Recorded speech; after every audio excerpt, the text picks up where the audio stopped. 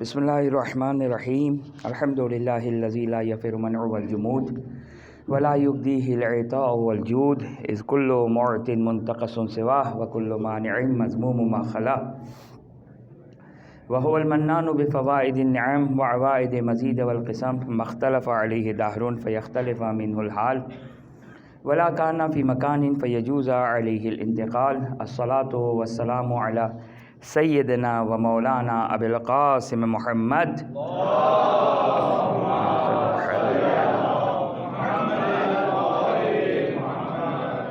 وعلی اہل بیتہ الطیبین الطاہرین لا سیما مولانا و مولا الکونین ابی الحسن والحسین امیر المومنین علی ابن ابی طالب علیہم السلام.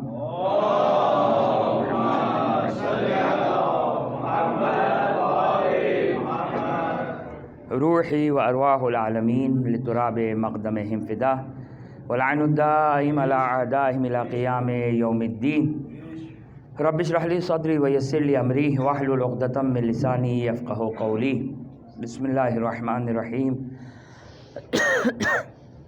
اللہم کن لولیک الحجۃ بن الحسن صلواتک علیہ وعلی آبائہ فی هذه الساعة وفی کل ساعة ولیا وحافظا وقائدا وناصرا ودلیلا وعینا حتی تسکنہ ارضک طوعا وتمتعہ فیہا طویلا.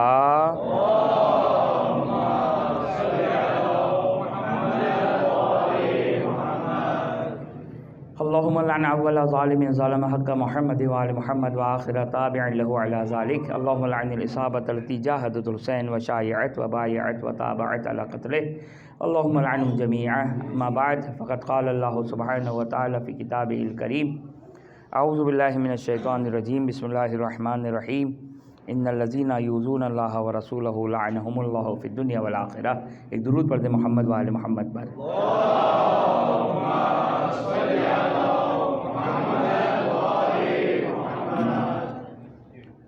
ہماری گفتگو تاریخی حقائق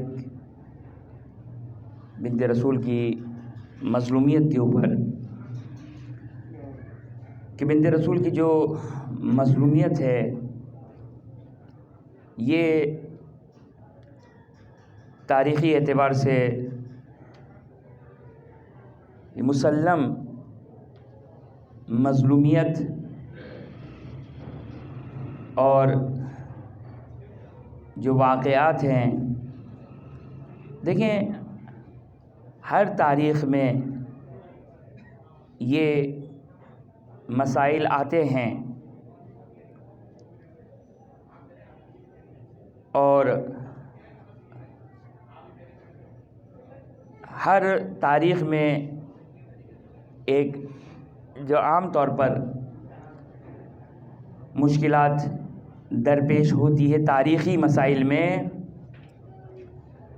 اب کوئی بھی تاریخ ہو، اچھا اب تاریخ خود ایک واسٹ عنوان ہے. تاریخ ممکن آپ یہ کہیں کہ غدیر کا واقعہ بھی ایک تاریخی واقعہ ہے. اب تاریخی میں کسی نہ کسی ڈیٹ میں تو ہوا نا، کسی نہ کسی وقت میں ہوا تو ایک تاریخی واقعہ ہو گیا. تو غدیر بھی ایک تاریخی واقعہ ہے. ایسا نہیں ہے، بلکہ کچھ واقعات ہیں کہ جو اگرچہ تاریخ کے اعتبار سے تاریخی واقعہ ہے، اب اس کی بھی جزیات میں ایک اختلاف ہے. غدیر کے مثلاً کہ ایکچول فگر کتنا تھا، کتنے لوگ تھے وہاں پر.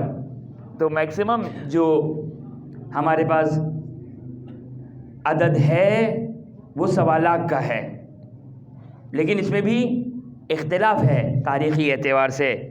لیکن یہ اتنا امپورٹنٹ نہیں ہے.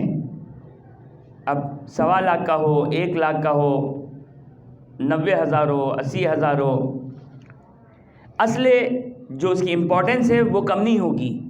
اس کی امپورٹنس کم نہیں ہوگی، اس کی اہمیت کم نہیں ہوگی.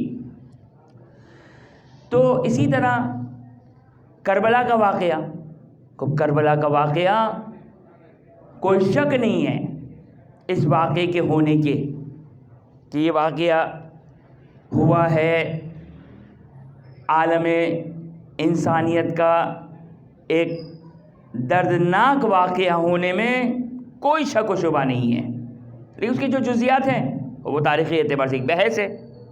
لیکن اس سے نہ آل محمد علیہ السلام کی مظلومیت میں کوئی کمی آتی ہے، نہ آل محمد علیہ السلام کے مصائب میں کوئی کمی آتی ہے، نہ آل محمد جو پیغام پہنچانا چاہتے تھے اس یا جو مقصد تھا اس مقصد کے حاصل ہونے میں کوئی کمی ہوتی ہے، اس سے کوئی ایفیکٹ نہیں پڑتا ہے. اسی طرح یہ جو واقعہ ہے تاریخ مدینے کا سن 11 ہجری 28 صفر کے بعد کے جو حالات ہیں، 28 صفر کے بعد کے جو حالات ہیں، یہ جو واقعہ ہے اب اس کے بھی جزیات میں اختلاف ہے. خود ہے یہ ایک ہے تاریخ میں کہ ظالمین اور غاصبین امیر المومنین کے دروازے پر کتنی مرتبہ آئے تھے. ہجوم علی بیت امیر المومنین، علی بیت فاطمہ، ہجوم یعنی حملہ کرنا. تو یہ تاریخ میں اچھا بہت صاف شفاف آپ کو باقاعدہ فگر وائز، ٹائم وائز، افراد، یہ سب فگر یا ہر چیز واضح کلیئر نہیں ہے، لیکن واقعات سے، روایات سے محسوس ہوتا ہے کہ 3 مرتبہ یہ غاصبین اور ظالمین امیر المومنین سلام اللہ علیہ کے دروازے پر آئے تھے. اب ان 3 واقعات میں سے ایک واقعہ وہ دردناک واقعہ کہ جو عام طور پر مصائب میں پڑھا جاتا ہے، لیکن یہ ایک ہے تاریخی مسئلہ ہے. کتنے لوگ آئے تھے یہ خود ایک اختلافی ہے کہ کتنے لوگ آئے تھے. رسول کے صلی اللہ علیہ وآلہ وسلم کی شہادت کے کتنے دن بعد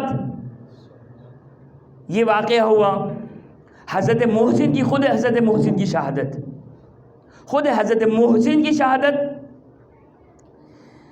آپ کے پاس کوئی ایکوریٹ تاریخ نہیں ہے، ایگزیکٹ تاریخ نہیں کہ حضرت محسن کی شہادت 1 ربیع الاول، صحیح ہے 1 ربیع الاول کے قرائن بیان کرتے ہیں کہ 1 ربیع الاول کے اطراف میں یہ واقعہ پیش آیا ہوگا. لیکن یہ ہمارا بچہ اور جوان اس سے پریشان نہ ہو جائے. بعض اوقات ان توجہ کی جگہ یہ نقطہ میرا بچہ اور جوان خاص طور پر میرے جملے کو سنیں. بعض اوقات یہ جوان پریشان ہو جاتا ہے ان جزوی اختلافات کی وجہ سے، ان جزوی ڈاؤٹس کی وجہ سے وہ اصل قضیہ اور اصل واقعے میں شک کرتا ہے. یہ غلط ہے، یہ خطرناک سائن ہے. اور عام طور پر ہم نے واقعہ کربلا میں بھی یہ دیکھا، واقعہ کربلا میں بھی یہ دیکھا، اور اسی طرح یہ واقعہ مدینہ میں، دونوں میں ہم نے یہ دیکھا کہ بعض شاید جان بوجھ کر یا انجانے میں اس قسم کے شبہات کو ڈال کر اصل واقعے اور اصل قضیے کو کوشچن مارک بنانا چاہتے ہیں. نہیں، ہمارے لیے اب مصائب میں ان روایات کو بیان کرنا فقہی لحاظ سے ابھی میں بیان نہیں کرنا چاہتا فقہی مسئلہ کیا ہے، لیکن جو رائج ہے، میں اپنے بچوں جوانوں کے لیے کہہ دوں، جو رائج طریقہ ہے مصائب کے اعتبار سے بالکل صحیح طریقہ ہے کہ مقتل میں یہ روایت آئی ہے، اس طریقے سے پڑھنے میں شرعی لحاظ سے کوئی مسئلہ نہیں. اچھا یہ بھی ایک اب مسئلہ ایک شرعی کہ لوگ اس مسئلے میں اتنا غلو کرتے ہیں، یا نہیں معلوم ان کو کیا ایک مسئلہ ہے کہ وہ تو سننے والے بیچارے کا بھی روزہ باطل کر دیتے ہیں. ارے بھائی سننے والے کا کیا قصور؟ وہ ایک مجھے یاد ہے پوسٹ چلی تھی ایک منقبت کے سلسلے میں، اگر سیستانی سے منسوب، غلط تھی پوسٹ، معلوم ہے، جواب سے معلوم ہے، جس کو الف ب فقہ کی معلوم ہے کہ یہ پوسٹ غلط ہے، کہ وہ منقبت سننے سے روزہ باطل ہو جائے گا. ابھی زیادہ سے زیادہ بھائی وہ پڑھنے والے کا، وہ بھی ایسا نہیں ہے، سننے والے کا تو کسی حال میں روزہ باطل نہیں ہوگا. تو یہ پریشان ہونے کی ضرورت نہیں ہے. اور مظلومیت بنت رسول کوئی شک نہیں ہے، ان دشمنان آل محمد کا غاصب ہونا، ظالم ہونا، حد کے حرمت کرنا، اہل بیت اطہار علیہ السلام کی حرمت کو پامال کرنا، اس میں کوئی شک نہیں ہے، اور اس کی وجہ سے ان کا صاحب لعنت ہونا کوئی شک نہیں ہے۔ یعنی اگر آپ کل ایک پوسٹ آئے کہ مثال کے طور پر یہ واقعہ نہیں ہوا تھا، اچھا یہ واقعہ نہیں ہوا تھا تو کیا ثابت کرنا چاہتے ہیں؟ وہ حق پر تھے، یہ سب ساری کی ساری تاریخ ختم۔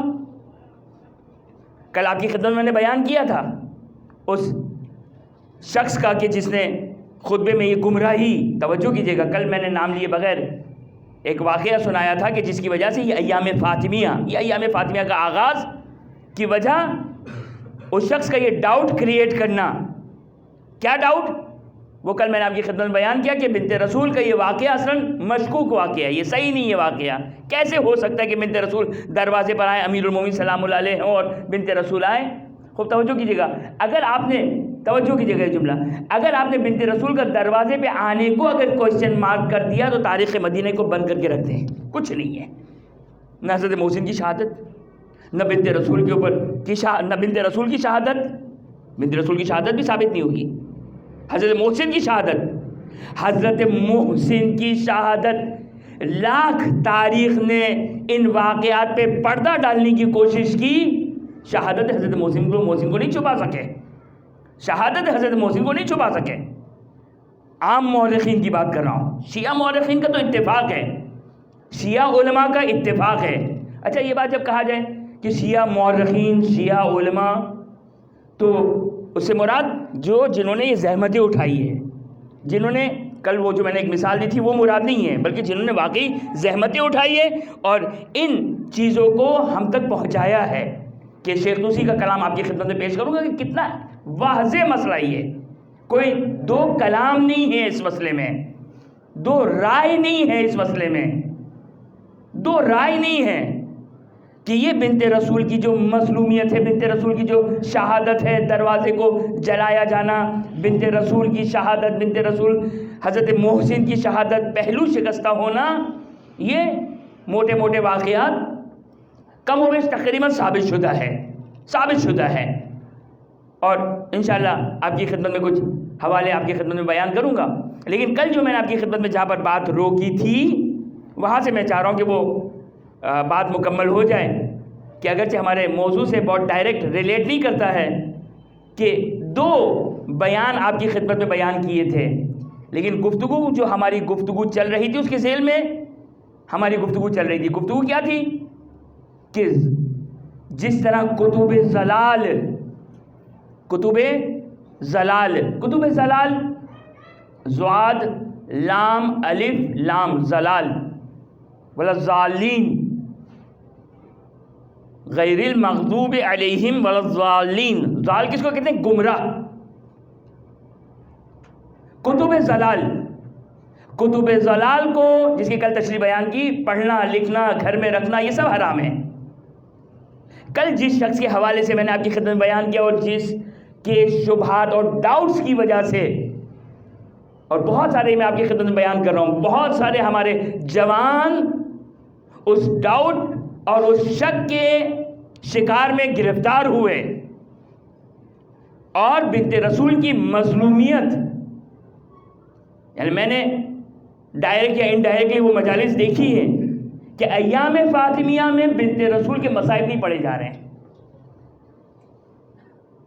بھائی پھر ایام فاطمیہ کی مجلس کیوں منعقد کی جا رہی ہے؟ ایام فاطمیہ کی مجلس کیوں منعقد کی ہے؟ یہ قرآن کی وہ آیت ہے جو میں نے پچھلے ایام فاطمیہ میں بیان کی تھی، لا تلبسوا الحق بالباطل، حق اور باطل کو مینیپولیٹ مت کرو، مخلوط مت کرو کہ سامنے والا ڈاؤٹ میں آ جائے۔ ایام فاطمیہ اور بنت رسول کے مصائب نہیں پڑھے جا رہے۔ یہ میں مجالس کی بات کر رہا ہوں، کسی عرس کی بات نہیں کر رہا ہوں، کسی نشست پا کے اجتماع کی بات نہیں کر رہا ہوں، مجالس کی بات کر رہا ہوں۔ یہ کتب زلال کا ایک مصداق۔ اب وہ شخص جس کے حوالے سے میں نے کل بات کہی، آگے تبریزی کے استفتاء کو دیکھ لیں، نام نہیں آیا ہے۔ جس طرح کل میں نے اشارے سے بات کی، انہوں نے بھی اشارے سے سوال جواب ہوئے، ان سے بھی اشارے سے سوال ہوا، اشارے سے جواب ہوا۔ مرحوم آگے تبریزی کے استفتاء کو دیکھ لیں، آگے وحید خراسانی نے دونوں نے ایک ہی تعبیر استعمال کی ہے اس شخص کے بارے میں. کیا؟ کہ هو الضال والمضل. ضال کس کو کہتے ہیں؟ گمراہ شخص. مضل جو گمراہ کرنے والا ہے. هو الضال والمضل. کہیں غیروں میں نہیں ہے، وہ اپنوں کے درمیان ہے، ہمارے اطراف میں ہے.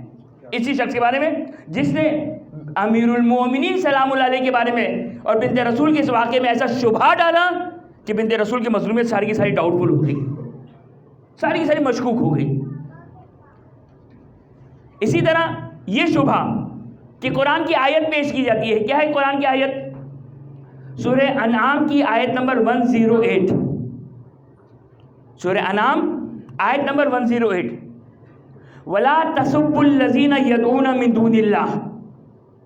وہ لوگ جو کہتے ہیں کہ کسی کو لعن طعن نہیں کرنا چاہیے، کسی کو سب و شتم نہیں کرنا چاہیے، وہ قرآن کی اس آیت کو لے کر آتے ہیں. کل میں نے آپ کی خدمت میں بیان کیا تھا، مسلمانوں کے 73 فرقے اپنے دین، اپنے مذہب کی آتھینٹسٹی، اپنے مذہب کا اعتبار قرآن کی آیات سے ثابت کرتے ہیں. اپنے مذہب کا اعتبار، دلیل کیا ان کی؟ قرآن کی فلاں آیت. وہ فلاں فرقہ تمہارے دین کی دلیل کیا ہے؟ قرآن کی وہ آیت. یعنی ایک قرآن میں کانٹرڈکشن ہے، قرآن میں تضاد ہے، نعوذ باللہ من ذالک، قرآن میں اختلاف ہے، نعوذ باللہ من ذالک. نہیں، یہ در حقیقت ایسا ہی ہے کہ ڈاکٹر کے نسخے کو بغیر اس کے مشورے کے خلاف ڈاکٹر کے نسخے کو ایک ساتھ گولیاں کھا لی اس نے، تو حال یہی ہوگا سوائے ہلاکت کے اور کچھ نہیں.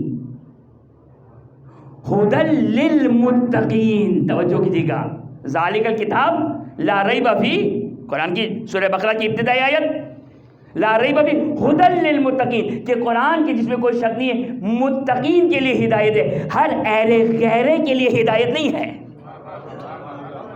قرآن کی ابتدا سب سے پہلی آیت، یعنی ابتدائی آیت جو قرآن کے ہمارے قرآن میں جو موجود ہے اس کے اعتبار سے، ہدی للمتقین.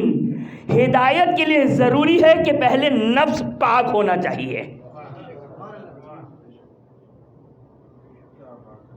نفس پاک ہونا چاہیے، اس کے لیے ہدایت ہے. اور جائیے تفسیر میں جا کے دیکھیے کہ واضح بھی ہے یہ بات کہ یہ کس کے لیے ہدایت ہے، یہ کون ہے متقین، کس کے لیے ہدایت ہے، قرآن کس کے لیے ہدایت ہے. بھائی دیکھیں، چلے میں 2 جملے میں اس کو بھی مکمل کر دوں. کس کے لیے ہدایت ہے؟ قرآن کہہ رہا ہے ہدی للمتقین، متقین کے لیے ہدایت ہے. رسول نے کیا کہا؟ ہدایت کا مطلب گمراہی سے بچنا ہی ہے نا، گمراہی سے بچنا ہے. صحیح ہے، میرے ساتھ تھوڑا سا ذہن کی ایکسرسائز کراؤں گا آپ لوگوں کو. ہدی للمتقین، متقین کے لیے ہدایت ہے. اب آئیے دیکھیں متقین کون ہیں. سنی شیعہ روایات کو دیکھیں. سنی شیعہ روایات کیا کہتی ہے؟ روایت کہتی ہے انی تارکوں فیکم الثقلین کتاب اللہ و عزتی ان تمسکتم بہما لن تضلوا بعدی، کہ اگر تمہیں گمراہی سے بچنا ہے یعنی ہدایت لینا ہے تو اس کی فرسٹ کنڈیشن کیا ہے کہ کتاب کو بھی اٹھانا پڑے گا، متمسک ہونا پڑے گا، اور عطرت اور آل محمد کو بھی متمسک ہونا پڑے گا. بس حدیث ثقلین بیان کرتی ہے متقین سے مراد قرآن پہ عمل کرنے والا نہیں، بلکہ جو قرآن اور عطرت پر عمل کرے وہی متقی ہے.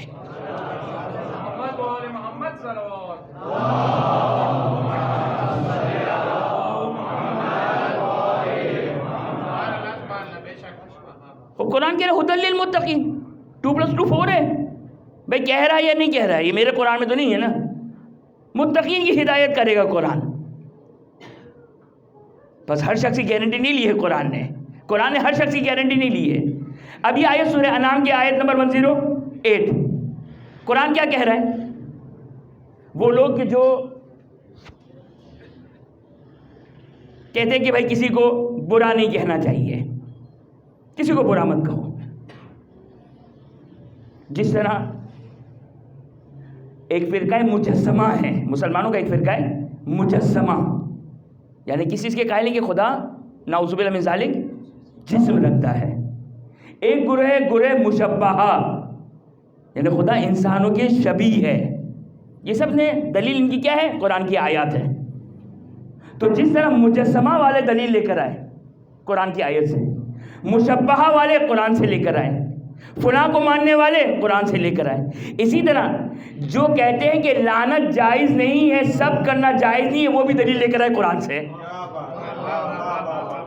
سورہ انعام کی آیت نمبر 108. قرآن کیا کہہ رہا ہے؟ قرآن کہہ رہا ہے وَلَا تَسُبُّوا الَّذِينَ يَدْعُونَ مِن دُونِ اللَّهِ. قرآن کہہ رہا ہے وَلَا تَسُبُّوا الَّذِينَ يَدْعُونَ مِن دُونِ اللَّهِ. آسان الفاظ میں ترجمہ کر رہا ہوں. جو مشرکین ہے اسے سب مت کرنا. جو مشرکین ہے اسے سب مت کرنا. اچھا، اپنے بچوں اور جوانوں کے لیے، کچھ لوگوں کے لیے ریویژن ہو جائے گا، کچھ لوگوں کے لیے شاید نیا مطلب ہو، لیکن وضاحت کرنا ضروری میری مجبوری ہے. سب کس کو کہتے ہیں؟ ایک ہے لعنت دینا، لعنت کرنا. اچھا، اردو والا لعنت الگ معنوں میں ہے.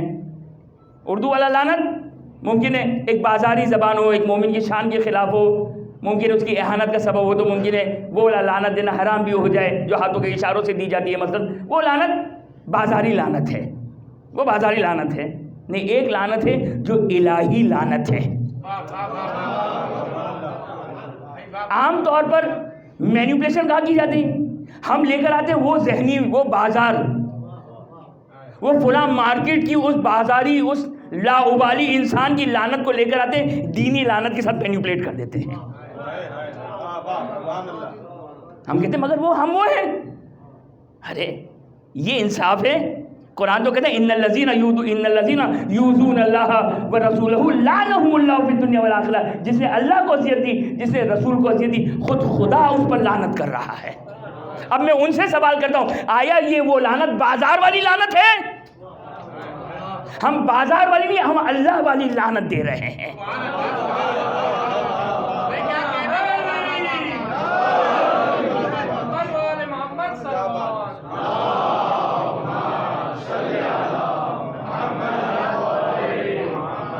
اچھا، اس لعنت کے ساتھ بھی یہ بھی مظلوم ہے.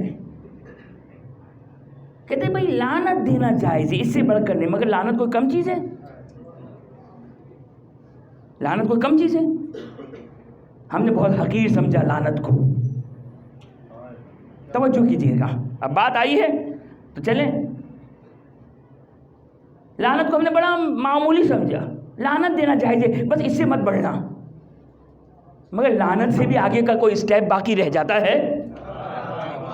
بھائی ابھی تو آپ نے واہ واہ کیا، اب دلیل اب سنیے گا. صحیح، آپ کو حق ہے، آپ نے واہ واہ کر دیا کیونکہ میں نے خطابت ہی کی تھی. آپ نے واہ واہ کر دیا. خوب توجہ کیجیے گا، خوب توجہ کیجیے گا. بھائی لعنت کی حد تک سے، اس سے آگے مت بڑھنا. اچھا، اس سے آگے کیا ہے؟ ظاہر ہے ساری تو مثالیں نہیں دے سکتا ہوں، وہ تو ممبر سے نیچے بھی نہیں دے سکتا ہوں. ایک دو مثالیں. مثال کے طور پر آپ، اب عربی بولوں گا تو شاید قباحت کم ہو جائے گی. کلب، کلب جانتے ہیں نا کلب کس کو کہتے ہیں؟ خنزیر.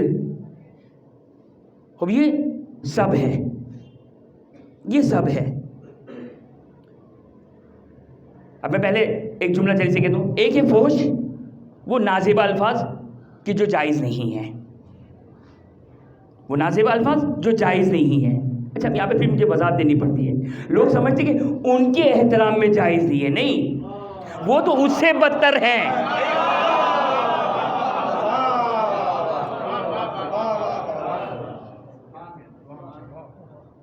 اگر نفس پاک کرنے کا حکم نہ ہوتا نا کہ اپنی سوچ اور اپنی فکروں کو بھی پاک رکھو، اگر یہ حکم نہ ہوتا تو میں آپ کو یہ کہتا کہ فکروں میں اگر اس کو کہنا چاہو تو کہہ دینا.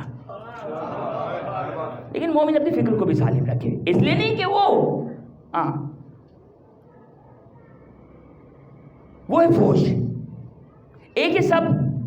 کل میں نے مثالیں دی تھی قرآن کی مثالیں دی تھی سب کی.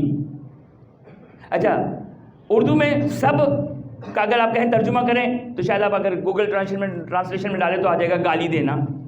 تو اردو میں بیچارے کے پاس اس کے پاس کوئی اس کا مد مقابل لفظ نہیں ہے اس کے پاس. لیکن عربی اعتبار سے یہ سب فرق ہے. فوش الگ ہے، سب یعنی کسی کے لیے نازیبہ لفظ استعمال کرنا. اس کی مثال جو قرآن نے دی، مثلا قرآن کیا کہتا ہے کہ وہ حیوانات ہے بلکہ حیوان سے زیادہ بدتر ہے. یہ قرآن کی آیت. یہ کیا ہے؟ سب ہے. آپ کسی کو کہیں احمق، یہ سب ہے. اچھا، مومن کے لیے جائز ہے کہ مومن کو سب کرے، یہ جائز نہیں ہے. لا یجوز سب المومن. اچھا مجتہد کبھی زیادہ امتحان نہ لیا کریں. بعض اوقات جب یہ فقہی مسائل میں یہ پوسٹ آتی ہے نا تو اس سے ضمنی ایک سوال پیدا ہوتا ہے, میں بھی اس کا جواب نہیں دوں گا, صرف اشارہ کروں گا. اور وہ فقیہ کا تو امتحان نہیں ہوتا ہے لیکن ہمارا امتحان ہو جاتا ہے. مسئلہ کیا آتا ہے؟ مسئلہ آتا ہے, آگے شیستانی نے بھی اپنی منہاج میں لکھا اور مراجع نے اپنی منہاج میں لکھا, لا یجوز سب المومن, مومن کو سب کرنا جائز نہیں ہے. فوراً سوال ہے مولانا غیر مومن, بھائی امتحان مت لو بھائی, کیوں لکھا مومن؟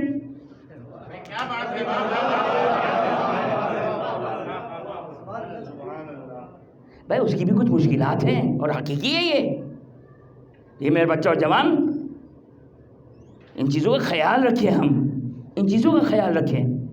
تشیع کی آبرو ضروری ہے, تشیع کی حفاظت ضروری ہے, شیعہ شخص کی حفاظت ضروری ہے. حتیٰ روایتوں سے پتہ چلتا ہے, حتیٰ اپنے دین کی حفاظت کرو کہ یہ دین غیروں کے سامنے نہ جائے کہ لوگ اس کا مذاق اڑائیں.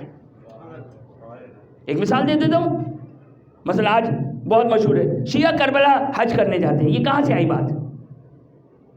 یہ غیروں نے نہیں, فقط ہم پر تہمت لگائی ہے, ہم نے بھی اس کو اسی طرح بیان کیا ہے. روایات بھی اسی طریقے سے کہ زیارت امام حسین واجب حج کو چھوڑ کر زیارت مستحب حج سے افضل ہے. اب یہ تو شرعی بات کہی, جب شعرا آتے ہیں تو تھوڑا اور بڑھا کر اس میں 2 چاند لگا کر بات کرتے ہیں, تو وہ غیر پھر کہتا ہے کہ بھائی یہ لوگ تو وہاں حج کرنے جاتے ہیں. تو یہ اب ہم نے اسرار آل محمد کو ہم یوٹیوب اور فیس بک اور انٹرنیٹ پر لے کر آ گئے. خوب توجہ کیجیے گا, سب کیا ہو گیا, فحش سے کم, لفظ لعنت کے علاوہ جتنے بھی الفاظ ہیں. قرآن سے میں نے مثال دی, سم بکم عمیون, اندھے ہیں وہ لوگ. اگر آج کسی کو آپ کہیں اندھے ہو تم, تو کیا کہیں گے؟ کیوں مجھے برا کہہ رہے ہو, کیوں گالی دے رہے ہو؟ قرآن کہہ رہا ہے سب کر رہا ہے, سب کر رہا ہے. توجہ کیجیے گا, کیا ہے یہ سب؟ سم بکم عمیون, یہ سب ہے. سورہ لہب کی ابتدا, تبت یدا ابی لہب. ہاں ایک دفعہ قرآن کہے کہ ابو لہب جہنم میں جائے گا, صحیح. اسی طرح قرآن کہہ دیتا نہیں, کیا کہا قرآن نے؟ خدا اس کے ہاتھوں کو توڑے.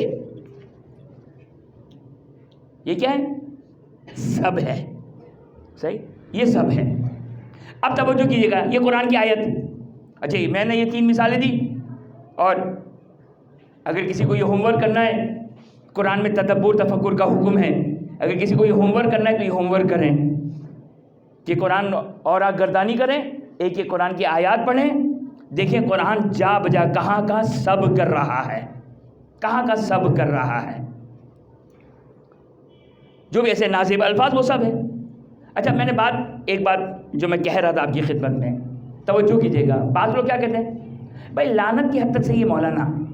جیسے کل تک تو وہ لعنت کا بھی انکار کیا جا رہا تھا, اب جب دیکھا قرآن میں 49 ٹائمز لعنت آیا تو کس طرح فرار کریں گے, تو اسے تو فرار نہیں کر سکے. کہا کہ چلے لعنت کی حد تک صحیح, اس سے آگے نہیں بڑھنا چاہیے. اچھا اس سے آگے مراد بھائی کتا سور نہیں کہنا چاہیے, مثلا ایگزامپل, یہ نہیں کہنا چاہیے, یہ مومن کی شان کے مطابق نہیں ہے. یعنی ہم نے کیا کر دیا, لعنت کو کیا کر دیا, سبک کر دیا, حقیر کر دیا. لعنت بولنے میں ایسا جیسے کوئی دعا و درود دیے ہو اس کو, جیسے لعنت میں مسئلہ نہیں ہے, اس سے زیادہ آگے مت بڑھنا.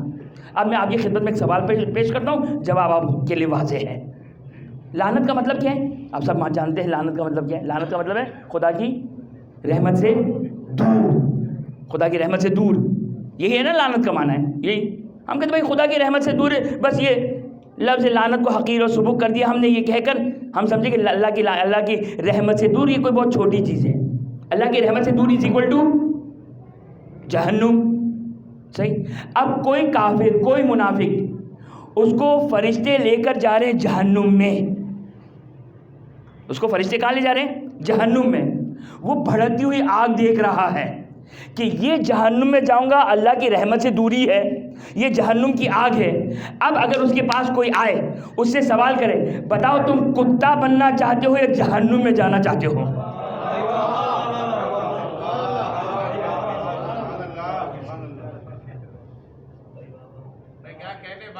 کتا بننا چاہتے ہو یا جہنم میں جانا چاہتے ہو؟ ہے نا. کافر کہیں گے قیامت کے دن کہ لیت کنت ترابا، کہ کاش میں خاک ہوتا. اگرچہ روایات ذیل میں جو اس کی ظاہراً جو میرے ذہن میں بہرحال ابھی فی الحال نہیں بیان کرتا، لیکن یہ کافر تمنا کریں گے. خوب اگر ان کو آپشن دے دیا جائے کہ تمہیں کتا بننا ہے، سور بننا ہے، یا جہنم میں جانا ہے، اللہ کی رحمت سے دور ہونا ہے، کیا مجھے بتائیے، کتا اور سور بڑی سب ہے یا لعنت بڑی سب ہے؟ وہ سب بھی قرآن کرتا ہے، اور قرآن نے کیا وہ سب بھی قرآن نے کیا. لعنت قرآن میں 49 ٹائمز آئی ہے، 49 ٹائمز لعنت آئی ہے. اب آئیے سورہ انعام کی آیت نمبر 108. سورہ انعام کی آیت نمبر 108. کم از کم اس آیت کو آج میں مکمل کر دوں. کیا ہے سورہ انعام کی آیت نمبر 108؟ اب وہ گروہ قرآن سے تمسک کر رہا ہے. قرآن کہتا ہے وَلَا تَسُبُّوا الَّذِينَ يَدْعُونَ مِن دُونِ اللَّهِ، کہ سب مت کرو. آسان الفاظ میں ترجمہ کر رہا ہوں، مشرکین کو سب مت کرو، مشرکین کو سب مت کرو. ایک درود پڑھ دے محمد والے محمد پر.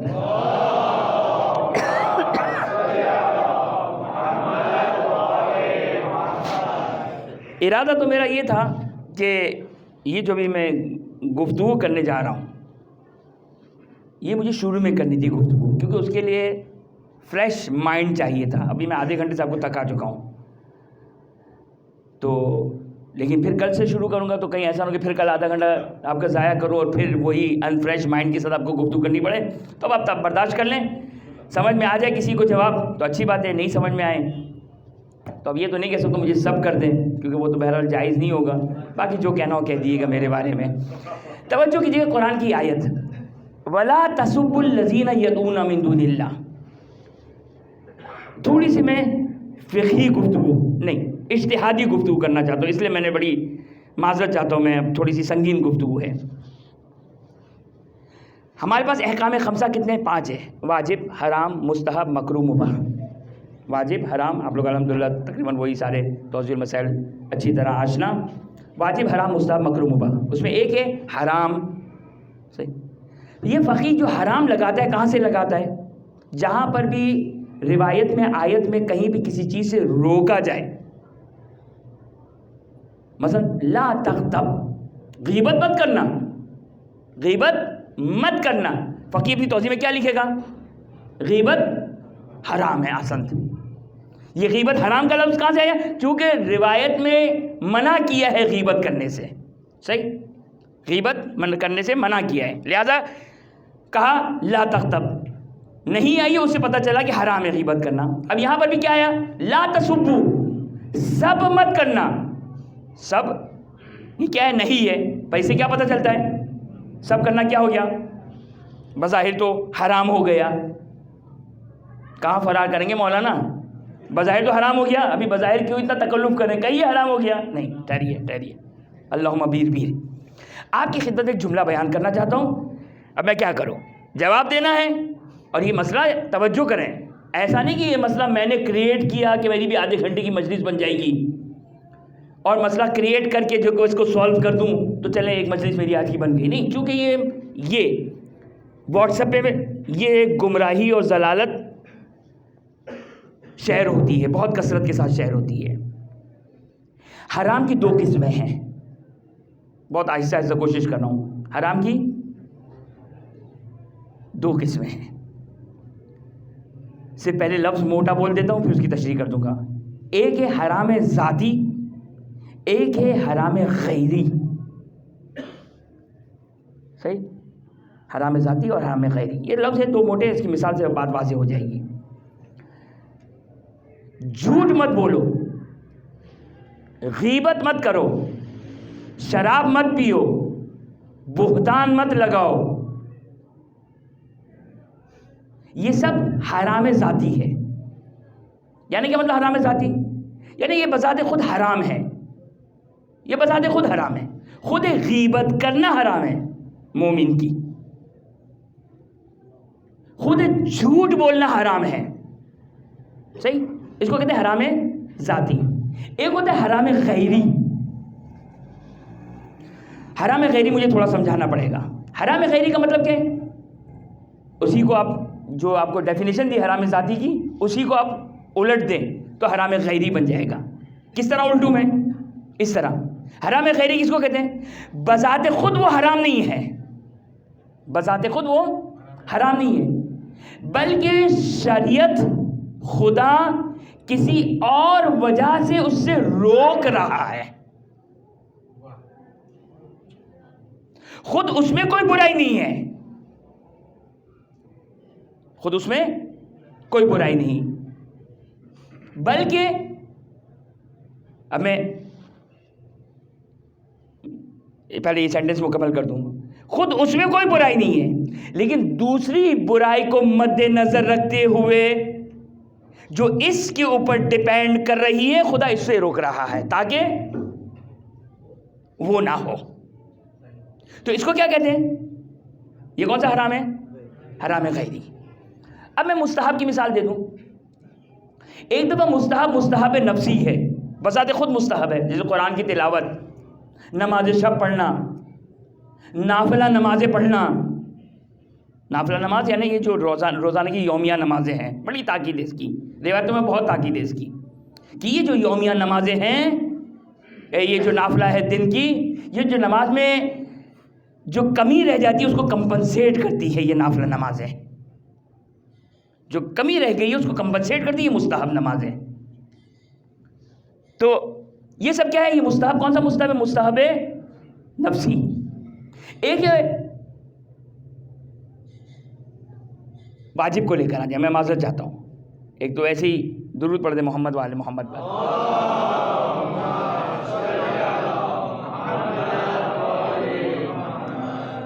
واجب نفسی اور واجب غیری. واجب نفسی کس کو کہتے ہیں؟ نماز واجب نفسی, روزہ واجب نفسی, حج واجب نفسی, یہ بذات خود کیا ہے؟ واجب ہے. لباس کو پاک کرنا ہے نماز کے لیے, خود پاک کرنا واجب ہے. اگر میری ابا اگر نجیس ہو جائے, میرا لباس نجیس ہو جائے, رات 2 بج رہے ہوں, واجب ہے کہ میں اپنا لباس پاک کروں؟ نہیں, زندگی میں کبھی واجب نہیں ہے. میں دوسرا لباس پہن کر نماز پڑھ لوں گا. ہاں, اگر میں اس لباس میں نماز پڑھنا چاہتا ہوں تو اس کو کون سا کہتے ہیں؟ واجب ہے. یعنی غیر کی وجہ سے اس کے اوپر وجوب آیا ہے, بذات خود اس کے اوپر وجوب نہیں آیا ہے. بذات خود یہ واجب نہیں ہے, نماز کی طرح, روزے کی طرح, حج کی طرح, خمس کی طرح. کسی اور چیز کو مد نظر رکھتے ہوئے شریعت نے کہا کہ یہ کرو گے تو تم وہاں تک پہنچ سکو گے, لہذا یہ کام کرو. لیکن اگر تم اس کو کیے بغیر اگر وہ کر سکتے تو کر لو. مثال دوں, مثال کے طور پر چھت پہ چڑھنا واجب ہے. چھت پہ چڑھنا واجب ہے. شریعت شارع کیا ہے, خدا کیا ہے کہ واجب ہے کہ تم سیڑھی لگاؤ. سیڑھی لگانا واجب ہے نہیں, تاکہ تم چھت پہ چڑھ سکو. اگر بغیر سیڑھی کے بھی اگر چھت پہ جا سکتے تو چلے جاؤ. سیڑھی مجھے لگانے میں کوئی غرض نہیں ہے, تھوڑے دقائق چاہیے. سیڑھی لگانے میں میری کوئی غرض نہیں ہے. غرض کس میں ہے؟ چھت پہ جانے میں ہے. تو سیڑھی لگانے کو کون سا واجب کہیں گے؟ واجب غیری. یہاں تک آپ لوگ میرے ساتھ ہو گئے؟ خوب توجہ کیجئے گا. یہ جو قرآن کی آیت ہے, وَلَا تَسُبُّ الَّذِينَ يَدْعُونَ مِن دُونِ اللَّهِ, وَلَا تَسُبُّ الَّذِينَ يَدْعُونَ مِن دُونِ اللَّهِ. کہ آسان ترجمہ اس کے لیے کر دوں آپ کے لیے کہ قرآن کہتا ہے مشرکین کو سب مت کرنا. اگر یہ آیت یہاں پر صدق اللہ العلی العظیم ہوتا تو ہر فقیہ مجتہد فتویٰ دیتا کہ کسی کو کم از کم مشرکین کو سب کرنا جائز نہیں ہے. جب مشرکین کو سب کرنا جائز نہیں ہے, اب کسی لمٹ کا, کسی قسم کا بھی مشرک ہو, اس کو سب کرنا جائز نہیں ہے. صحیح. اگر یہ آیت یہاں پر اینڈ ہو گئی ہوتی, توجہ کیجئے گا, اگر یہ اینڈ سورہ انعام کی آیت نمبر 108, اگر آیت یہاں پر ختم ہو گئی ہوتی, کہاں پر؟ وَلَا تَسُبُّ الَّذِينَ يَدْعُونَ مِن دُونِ اللَّهِ, کہ جو اللہ کے علاوہ دوسروں خداؤں کو پکارتے ہیں ان مشرکین کو سب مت کرو, جائز نہیں ہے, حرام ہے. تو ممکن ہے فقیہ فتویٰ دے گا بھائی لا یجوز سب, سب کرنا جائز نہیں ہے. لیکن آیت یہاں پر تمام نہیں ہوئی ہے، بلکہ آیت کیا کہہ رہی ہے؟ آیت بتا رہی ہے، کیا بتا رہی ہے کہ توجہ کیجیے گا آپ لوگ یہاں تک میرے ساتھ چلیں. اب میں آپ لوگوں کو ایک انعام دے دوں کہ آیت بتا رہی ہے، کیا بتا رہی ہے؟ کہ لا تسبوا الذین یدعون من دون اللہ. یہاں پر آیت اینڈ نہیں ہو رہی ہے. اگر اینڈ ہوتی تو حرمت نفسی ذاتی حرام ہو جاتا، بلکہ بعد کی آیت بتا رہی ہے کہ یہ حرام غیری ہے. کس طرح؟ آیت کیا کہہ رہی ہے؟ وَلَا تَسُبُّوا الَّذِينَ يَدْعُونَ، کہ مشرکین کو سب مت کرنا. کیوں؟ اس لیے کہ اگر تم نے مشرکین کو سب کیا تو وہ جہالت کی وجہ سے تمہارے خداؤں کو سب کریں گے. ان سے غرض نہیں وہ جائے جہنم میں. خدا چاہتا ہے اللہ حق پر سب نہ ہو.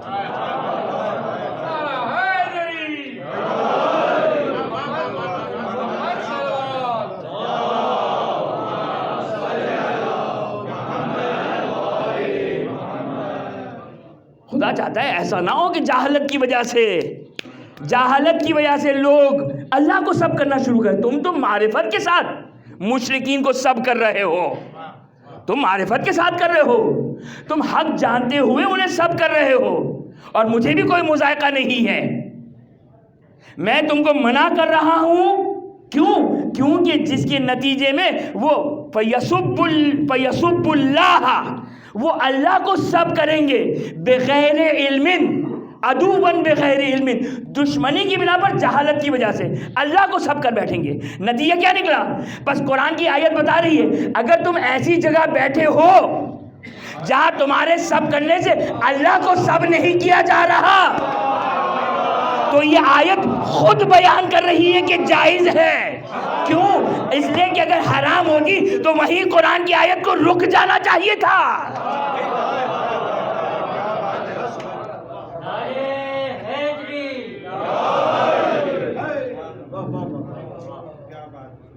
اگر حرام ذاتی ہوتا، بذات خود اگر سب حرام ہوتا تو قرآن کو یہ کہنا چاہیے لا تسبو، ختم. لا تسبو. اصل یدون من دون اللہ کو بھی چھوڑ دے. مومن کی شان نہیں کہ سب کرے، نہیں. قرآن بتا رہا ہے مجھے سب میں کوئی مذائقہ نہیں، مجھے جو اس کے اوپر ایک اثر منفی نیگیٹو امپیکٹ ہے مجھے اس سے ڈر ہے. میں وہ نہیں چاہتا. بس خدا سے استفتاء کروں، خدا سے سوال کروں، خدا اگر میں گارنٹی لوں کہ تیرے اوپر کوئی سب نہیں کرے گا،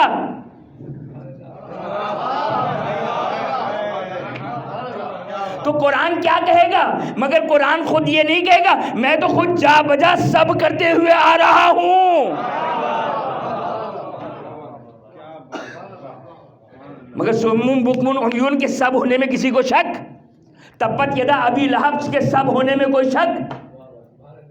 ہم کل انعام بل ہم ازل، کہ وہ انعام کی طرح ہیں، حیوانوں کی طرح ہیں، بلکہ ان سے بدتر. اس کے سب ہونے میں شک؟ اور اس سے زیادہ جائیے میرے دوستو، جائیے قرآن کبھی کبھار کھولنے کی عادت کریں، ڈھونڈیں کہاں کا قرآن سب کر رہا ہے.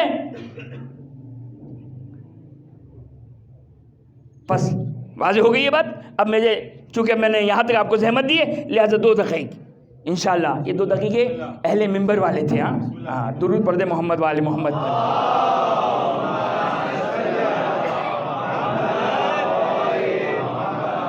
خوب ایک خطبہ جو منسوب ہے امیر المومنین سلام اللہ علیہ سے نہج البلاغہ کا. امیر المومنین منع کرتے ہیں. امیر المومنین دیکھیں، یاد رکھیے گا حق کے دفاع کرنے میں ثواب ہے، کرنے دیں. گمراہ کرنے والوں کو گمراہ کرنے دیں. ہم نے اپنے چند دقائق یہاں پر صرف کیے نا اس گمراہی سے بچنے کے لیے، بڑا اجر عظیم ہے. رحم اللہ من احیا امرنا کا مصداق ہے. امیر المومنین سلام اللہ علیہ حجر ابن عدی و امثال ذالک جنگ صفین میں بیٹھے ہوئے ہیں. حاکم شام کو سب و شتم کر رہے ہیں. امیر المومنین کیا فرماتے ہیں؟ انی اکرہ ان تکون من السبابین. دیکھو امیر المومنین منع کر رہے ہیں سب مت کرو، کیونکہ امیر المومنین کے چاہنے والے ہو نا، امیر المومنین کی پسند اور ناپسند کو خیال رکھنے والے ہو نا. امیر المومنین کہتے مجھے پسند نہیں ہے. امیر المومنین کیا فرما رہے ہیں اس خطبے کا آغاز؟ یہ اس کا جواب دوں گا میں آپ کی خدمت میں. اس خطبے کا آغاز امیر المومنین فرماتے ہیں اے حجر ابن عدی فإنی اکرہ، میں برا سمجھتا ہوں، ان تکون سبابین، کہ تم سب کرنے والے بنو، میں پسند نہیں کرتا ہوں. کیا جواب دیں؟ اب یہ واٹس ایپ پہ میسیج نہیں، واٹس ایپ پہ نہیں تھا یہ واٹس ایپ ہاں تھا تو واٹس ایپ پہ ہی، لیکن یہ میسیج کی شکل میں نہیں تھا، یہ مجلس کی شکل میں تھا. یہ گمراہی مجلس کی شکل میں تھی، مجلس کی شکل میں. اس خطبے کو پڑھا گیا. دیکھیں امیر المومنین منع کرے کسی کو برا بھلا مت کہو. اچھا جب امیر المومنین کی شان کے مطابق کوئی فضیلت لے کر آ جائے تو ان کو قرآن یاد آتا ہے. اب بھول گئے قرآن کی وہ آیات جو خود قرآن جا بجا سب کر رہا تھا. اب یہ ٹکڑا امیر المومنین کا، آگے خطبہ پڑھی ہے. آسان الفاظ میں جواب دے دوں، پھر 2 دقیقے اس خطبے کا ترجمہ کر دوں جو آگے بیان ہوا. بھئی امیر المومنین جو یہ کہہ رہے ہیں نا، میں اس کو اچھا نہیں محسوس کر رہا ہوں. یہ آسان الفاظ میں اتنی محنت کی آپ لوگوں نے، 2 جملے جواب. امیر المومنین کیا کہتے ہیں؟ اچھا نہ ہونا 2 قسم کے ہیں. ایک دفعہ اچھا نہ ہونا ذاتی ہے، ایک دفعہ اچھا نہ ہونا غیری ہے. اگر یہ اچھا نہ ہونا امیر المومنین کا اگر ذاتی تھا تو کہنا تو کیا گردن کٹا دیں گے، نہیں کہیں گے. لیکن امیر المومنین کیا فرما رہے ہیں؟ امیر المومنین فرماتے ہیں کہ میں برا محسوس کرتا ہوں. اب یہاں پر امیر المومنین آگے وجہ بیان کر رہے ہیں. امیر المومنین فرماتے ہیں لیکنکم وصفتم، وہ جو یہ کہہ رہے ہیں نا، ایک مجھے اجازت دیتے ہیں، خیر مجھے ان کی اجازت کی ضرورت نہیں ہے، لیکن وہ جو کہہ رہے ہیں نا کہ سب مت کرو، امیر المومنین کہتے ہیں برا محسوس کرتا ہوں. اچھا تو اس کے بعد والے جملے پہ عمل کر لو. امیر المومنین کا جو بعد والا جملہ تو اس کو تو بیان کر دو، اس پہ عمل کر لو. کیا کہہ رہے ہیں امیر المومنین فرماتے ہیں لیکنکم وصفتم اعمالہم وذکرتم حالہم. ارے تم ان کو سب و شت مت کرو، بلکہ ان کا کردار بتاؤ.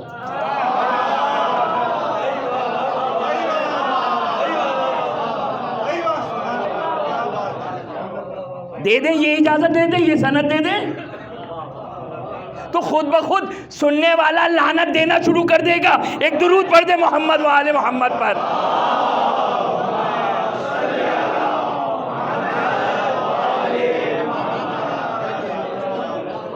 یہ خیانتیں ہو رہی ہے، یہ خیانتیں ہیں، اہل بیت کے ساتھ خیانت ہے، یہ اہل بیت کے ساتھ خیانت ہے.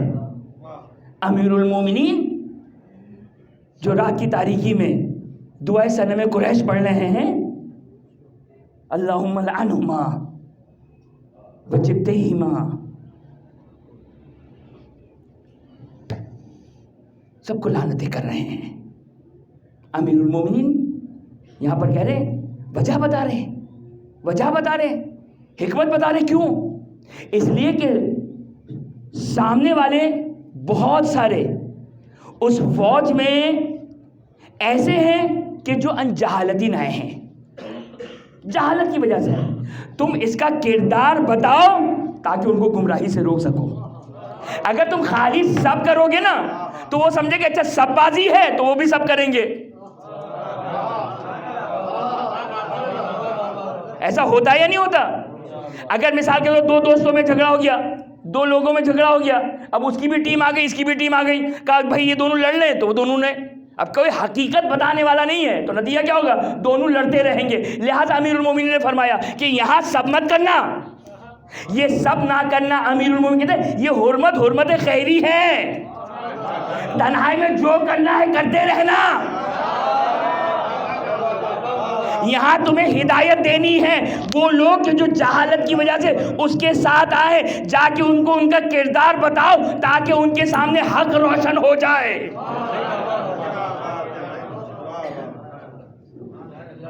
یہاں پہ حق روشن کرنا ہے ابھی، کیونکہ لعنت سے کیا ہوگا؟ جذبات بھڑکیں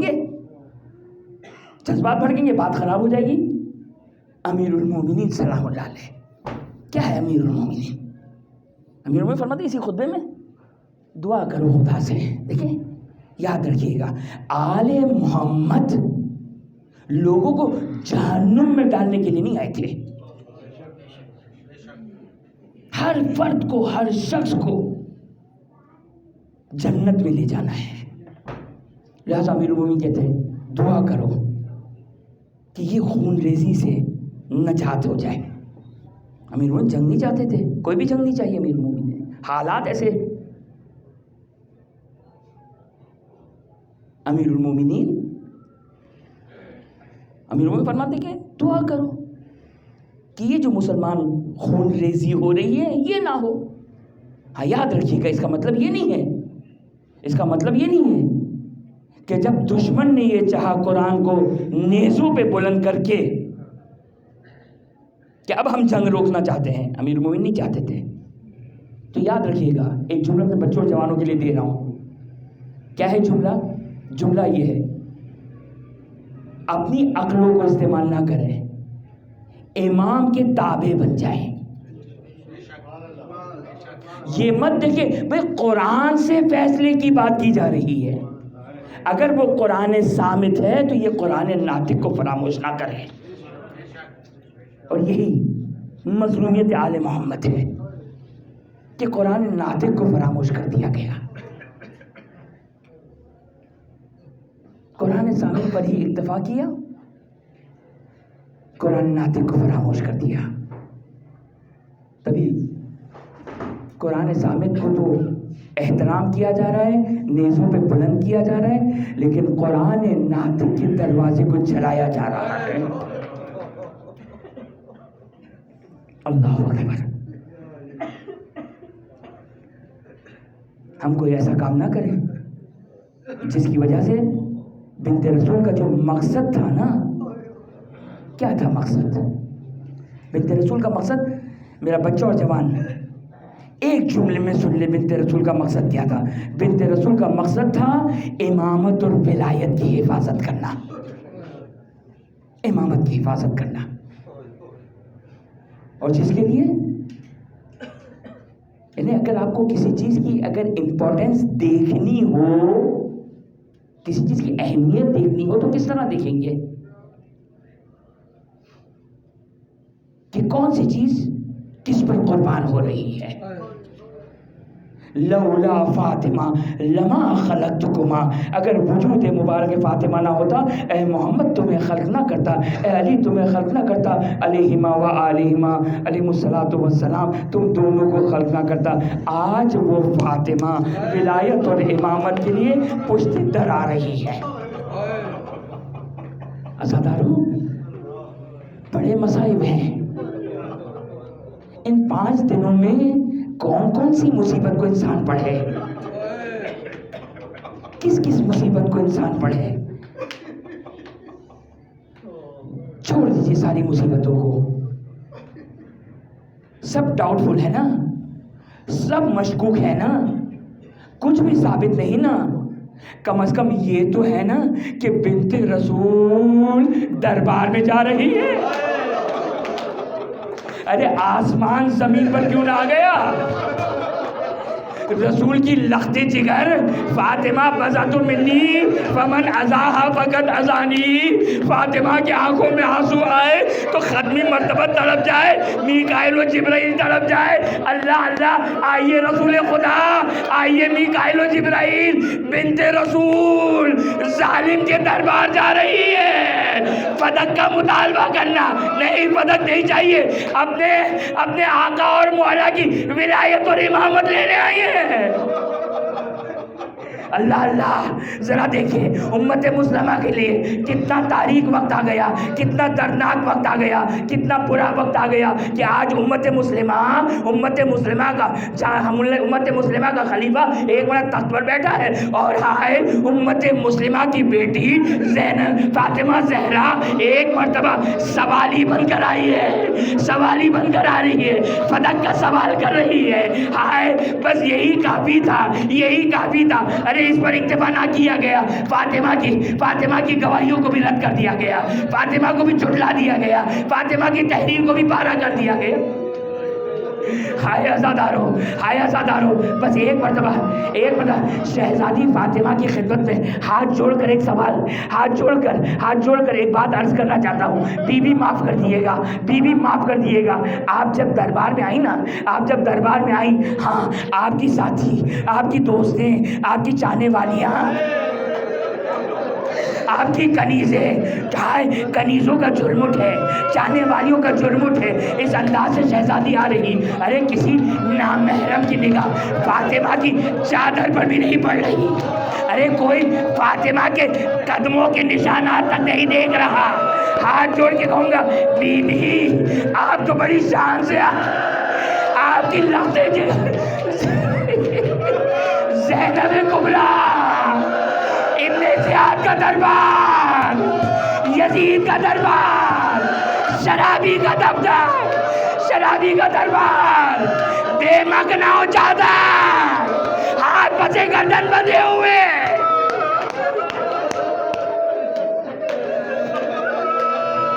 ہاتھ پسے گردن بندھے ہوئے تاریخ بیان کرتی ہے. ابن زیاد کا دربار ہے، ابن زیاد کا دربار ہے. شہزادی زینب داخل ہو رہی ہے. ہائے ہائے علی کی لخت جگر، فاطمہ کی لخت جگر، ہائے حیا کا پیکر، شرابی کا مجمع، بے مخنا و چادر. ارے داخل ہو تو کس طرح داخل ہو، تاریخ بیان کر رہی ہے. ہاتھ تو پسے گردن بندھے ہوئے، ایک مرتبہ اپنے چہرے کو آستینوں سے چھپائے ہوئے ابن زیاد کے دربار میں جا رہی.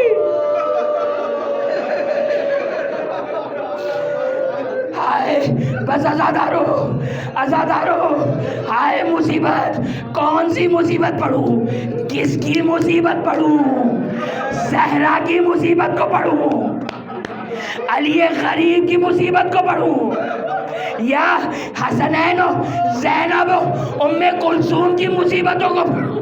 وہ ننھے بچے ارے کس طرح دیکھ رہے، کوئی آیا، مادر گرامی دروازہ جلایا جا رہا، بچے دیکھ رہے دروازے کے درمیان بنت رسول.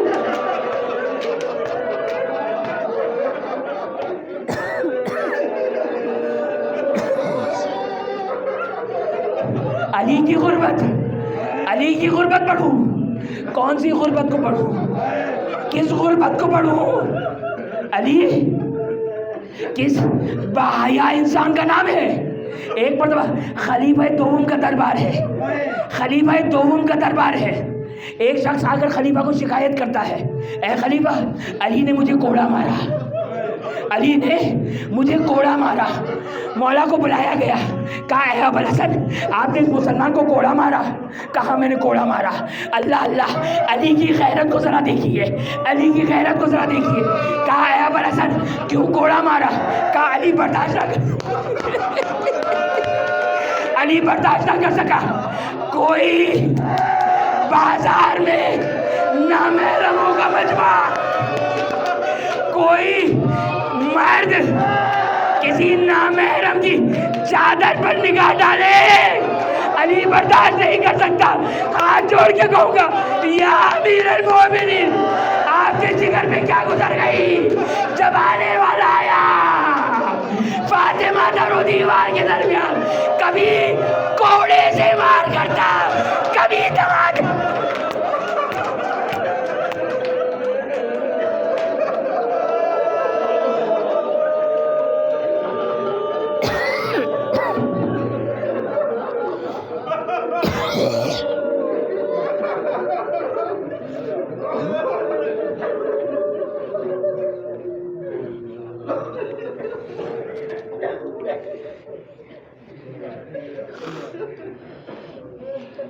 تو ویسے